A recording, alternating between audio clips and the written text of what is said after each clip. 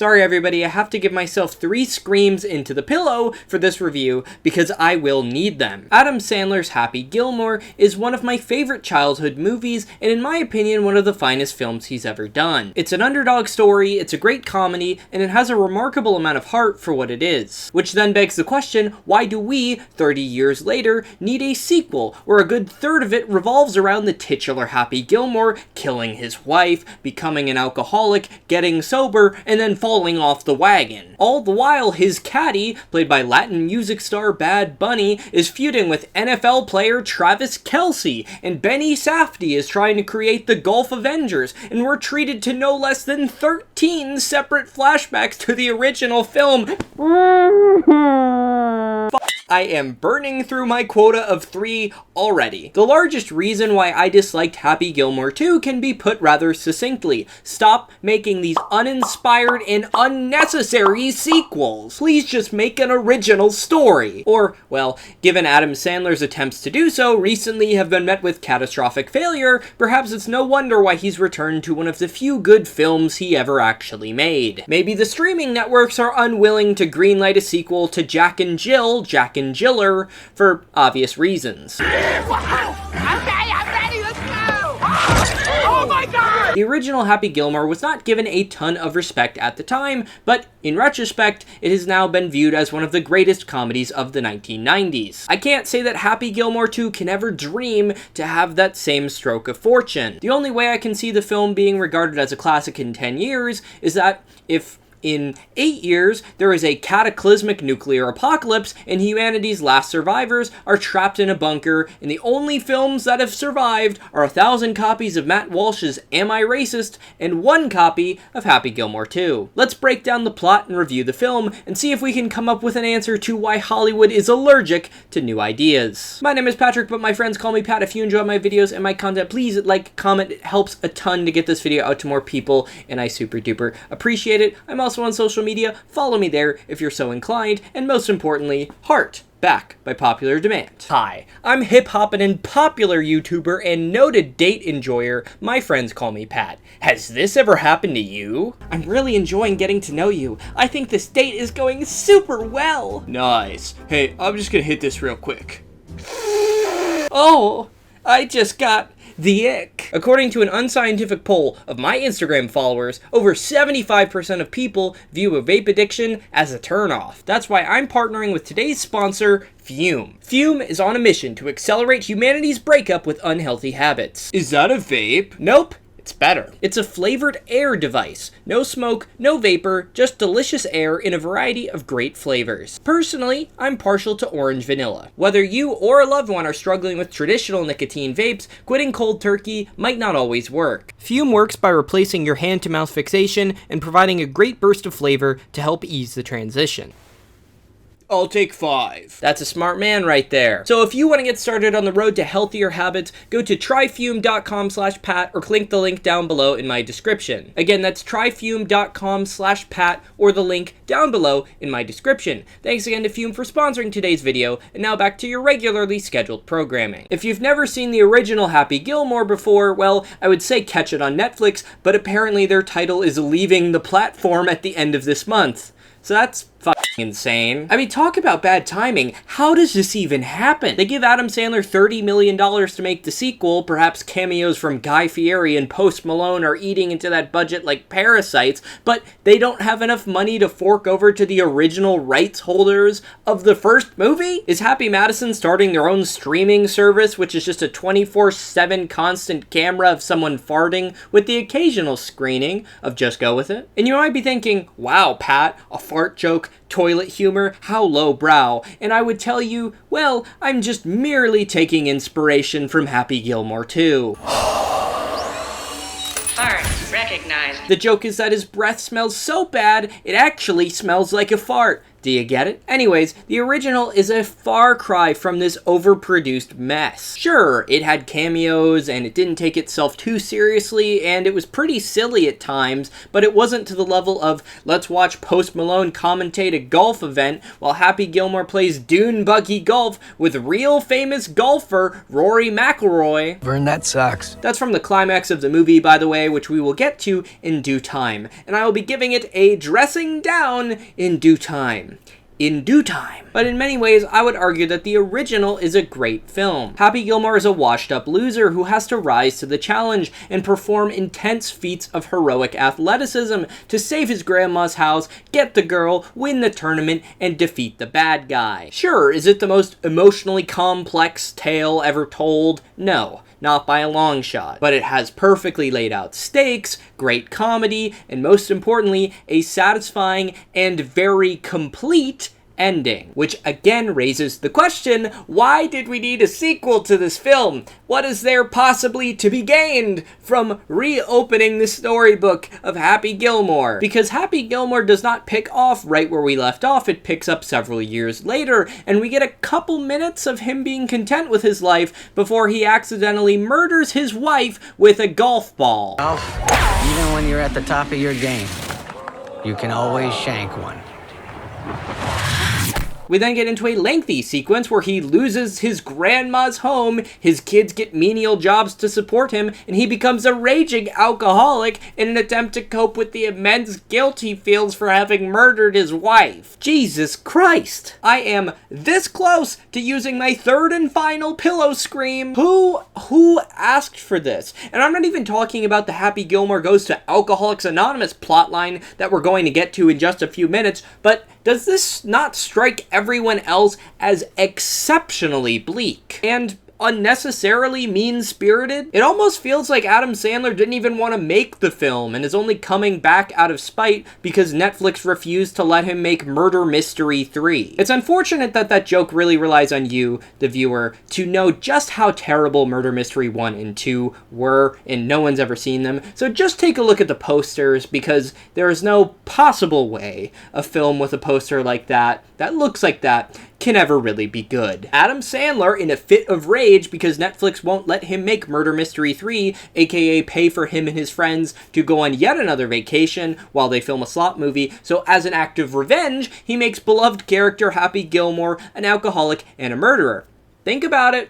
Think about it. And my point is not, oh, no one in a movie should ever suffer ever, because that's asinine. There are plenty of films that have dealt with substance abuse in a way that is really compelling, dramatically, and done in a way that makes sense. But my point is more so, did we need to see Happy Gilmore relapse? Because I would argue, no. No, we didn't. It would be like if Netflix acquired Sesame Street and wanted to do a deep dive into what happens when the opioid crisis comes for Elmo and the gang. Well, actually, come to think about it, Netflix is acquiring Sesame Street, if you didn't know, and I guess SNL already showed us what this parody world would look like. 3 pills for me.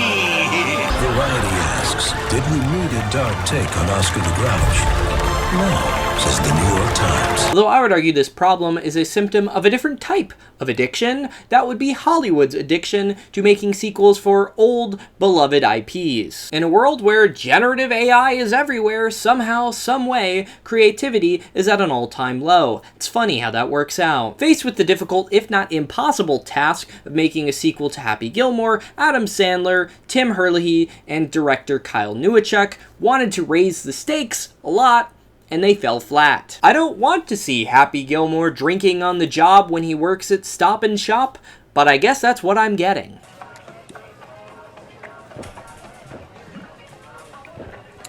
This doesn't even make any sense. You could only be drinking when you're right next to the cucumbers. And how much attention could the cukes possibly even need? Sorry, this film has got me so upset, I am starting to make jokes like CinemaSins. Or, well, if I truly wanted to do that, my jokes would be basically, Bad Bunny isn't giving me a lap dance in this scene. Ding! It's here we meet the film's primary antagonist, Frank Manatee, played by Benny Safdie, who's more or less reprising his role that he played in The Curse, and honestly, he is killing it. Manatee is trying to recruit Happy Gilmore to join his new form of golf, which is shorter, more exciting, and more extreme. But do you know what I find to be extreme? How this scene does not look like it was filmed inside a real grocery store. I swear to God, this is my biggest complaint with films these days. Sorry to be a boomer on you, but you're Netflix, you can't find a grocery store and get filming permits for 2 days? Or, and this is the alternative and it's probably even more depressing, there's a good chance that this was filmed inside a real grocery store, but they've just chosen to light it like they're filming a Marvel movie and using CGI green screens to depict the fictitious planet of Suck-Me-Offagus Prime. I keep expecting Pedro Pascal to appear at any moment, playing a completely unrelated character in the MCU with the same face a la Robert Downey Jr.,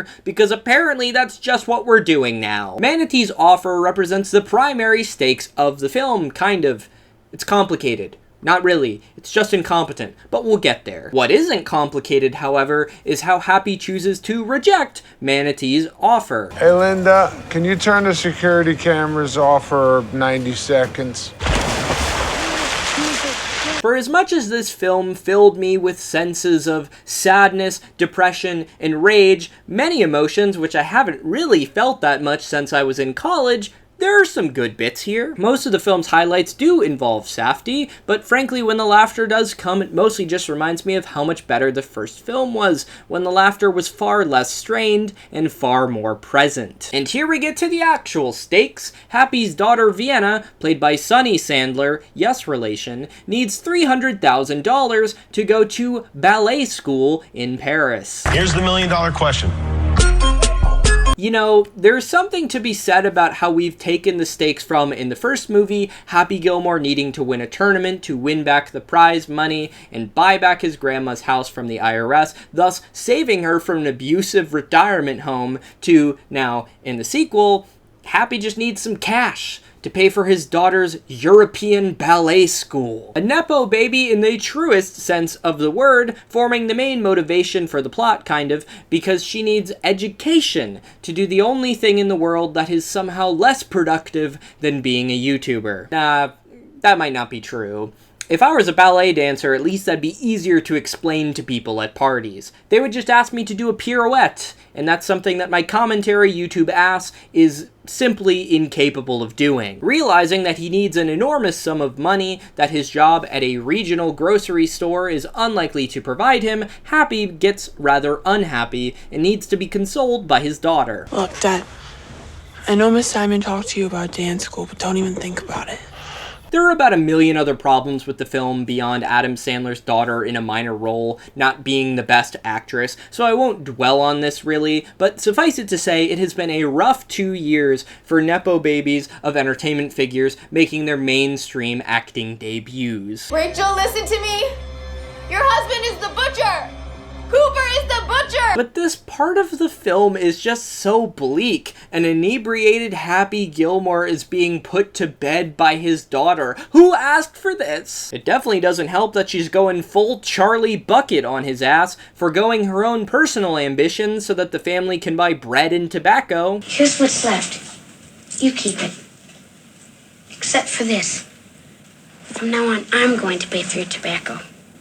Except while Grandpa Joe is barely willing to get off his fat, bedridden ass, at least Happy Gilmore is willing to attempt a golf comeback. Well, he's willing to do it after a scene of complaining about it after being pepped up by John Daly, who is apparently homeless and living in his garage. Anyways, he's a very famous golfer making a cameo / playing a role in this movie where he plays an alcoholic layabout. Just move past it, move past it. Grandpa Joe is a good-for-nothing, limp-wristed debutante. Let's go see Happy Gilmore hit the links once again.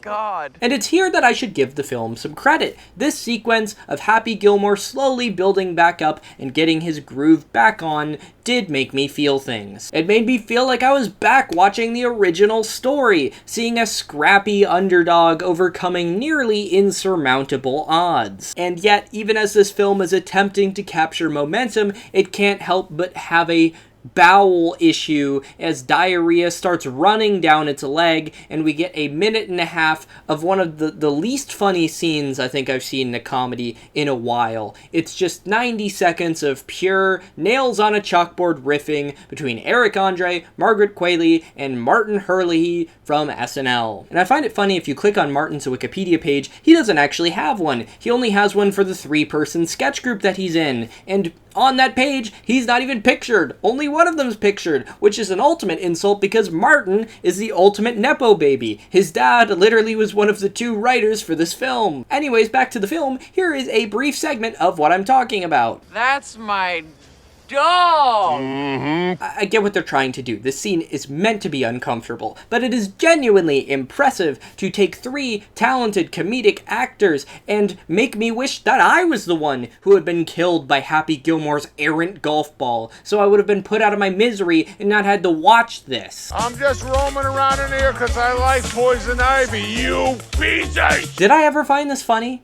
Have I just matured? Is my childhood truly over? Reluctantly, yes, but I shouldn't have. Yes, and yes. But back to praising Happy Gilmore 2. This sequence and the subsequent one a few minutes later are really where the film shines the brightest. Despite it all, despite the story dragging the main character and what he represented in the first film beyond the back of a truck with a chain, you still want him to succeed. Kind of. For the first act anyways, and then it gets to be a little much. And this feeling exists in spite of moments like this between the 2 montage set pieces that I'm talking about. Dude!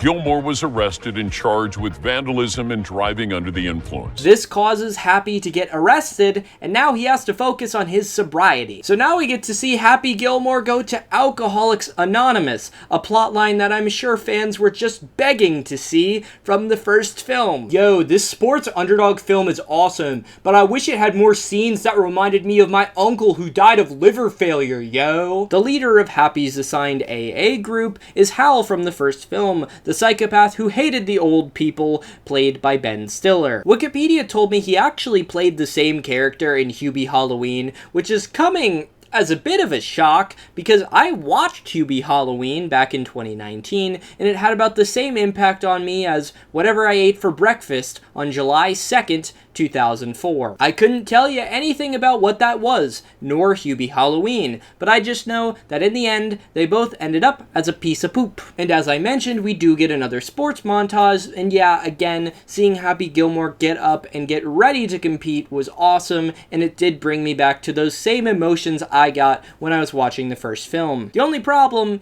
is the next hour and change that I still have to watch after this montage, which were not nearly as good. And I want to highlight a brief moment here between Happy and his other kids when they all go watch Vienna's ballet performance. Ladies and gentlemen, please welcome Vienna Gilmore. First of all, that shot is legitimately insane. How do you expect me to take you seriously, even as a comedy movie? And it also reminds me a little bit of Megalopolis, so comment down below if you want the Megalopolis video, the Hidden Pat video, to come out. Because I do have it, kind of. I will need to just basically redo it. But comment down below if you want to see that. Secondly, it is my understanding that at a ballet performance, it would be considered tremendously disrespectful to be yelling out offensive epithets at the other performers or yelling during any performance in general. And at this point, our only reason to be rooting for Happy beyond I hope he beats his alcoholism is so that he can afford to pay for his daughter to go to ballet school. But like, ballet school, that's really why I'm watching Happy Gilmore 2. Well, as I've alluded to, yes and no. Because in about 10 minutes, we'll all but forget Vienna's Parisian dreams and we'll focus to what is apparently the actual conflict of this film,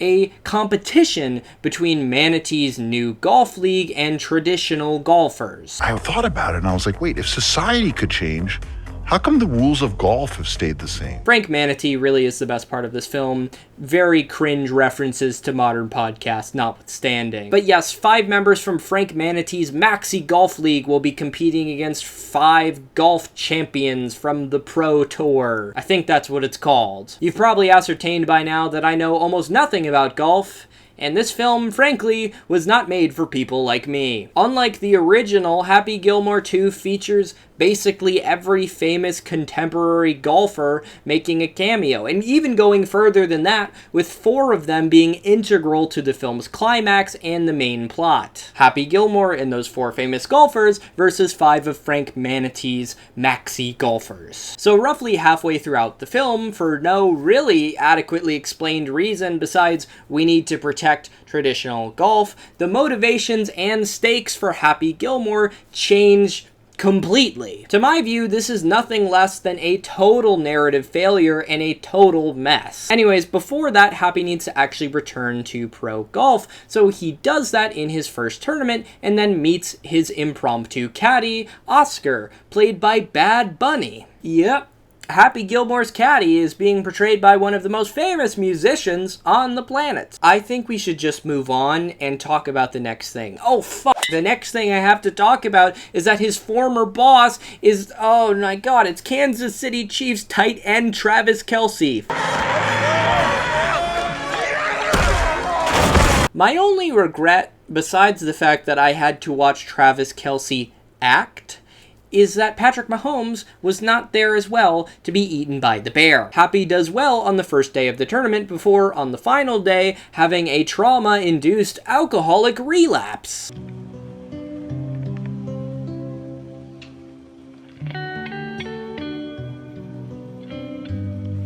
So, that's awful. A lot has been said by millennials and Gen Z to a lesser extent about how new adaptations are ruining your childhood, but this is legitimately ruining my childhood. I'm seeing one of the characters I admired drinking in a toilet because he killed his wife. This is probably also a good time to note that the drinking through odd objects gag is about as ran through as Bonnie Blue at this point in the runtime. Roll the montage.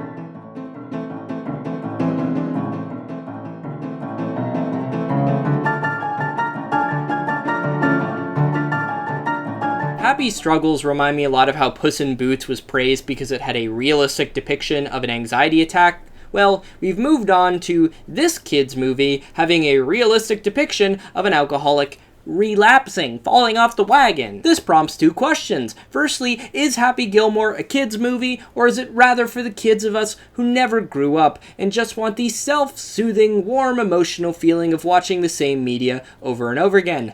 I think it's the latter, to answer that question. And secondly, will Shrek 5 feature Shrek and Fiona getting an acrimonious divorce, complete with a very contentious custody battle? Oh, you're fucking insane! I certainly hope not, but that idea could make for a very fun comedy sketch. Anyways, Happy melts down because he is wasted, and ultimately does win the money to pay for the ballet school, but then he is fined by Pro Golf, Big Golf, by whomever, and so he loses that money just as quickly as he gained it. Fortunately, he can still compete against Maxi with those 4 other famous golfers, but the question then remains, how is he going to get the money to pay for Vienna's ballet school? So this ain't about Vivi going to dance school, it's about saving golf?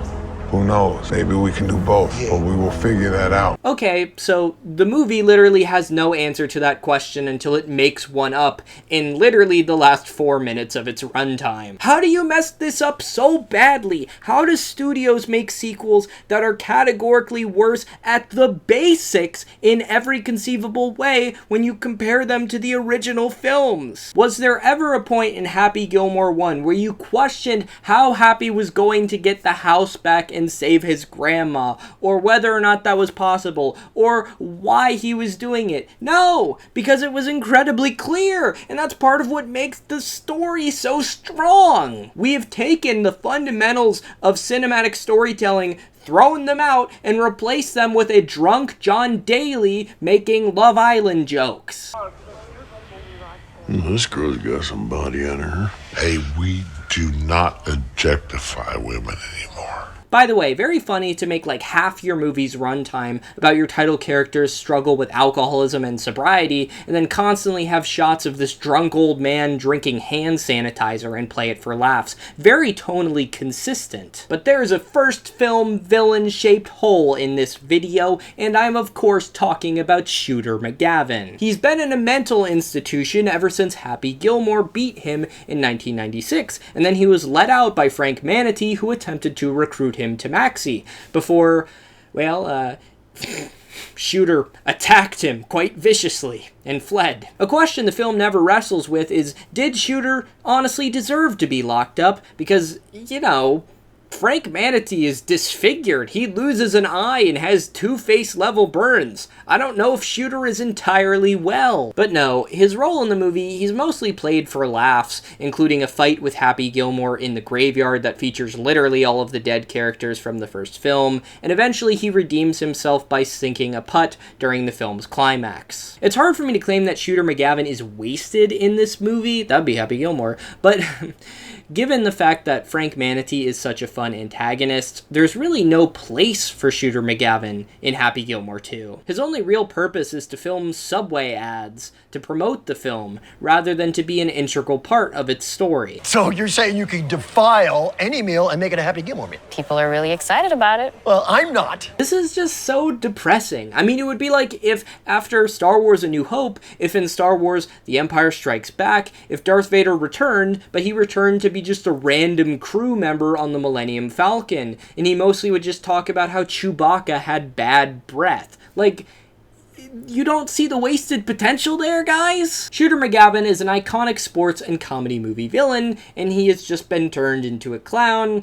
Personally, I'm not a fan. And this is perhaps made more insulting given how heavily the film leans into flashbacks, original legacy characters, and more often than not, the children of those OG characters, since the originals have since passed away. Can we just get like one unique thought for Happy Gilmore 2 that isn't completely awful? Well, at least we get Stephen A. Smith calling for Happy Gilmore's execution, so there is that. Sentencing him to the electric chair. Speaking of bad ideas that, if nothing else, they are new, let's break down the film's climax. Frank Manatee has been creating a team of golf supervillains with a surgical procedure, led by the main honcho Haley Joel Osment. And look, there is an easy joke to be made here, which I'm going to make without technically making it, but it is unfortunate that the character arc that Happy Gilmore seems to be going on in this film is eerily similar to what Osment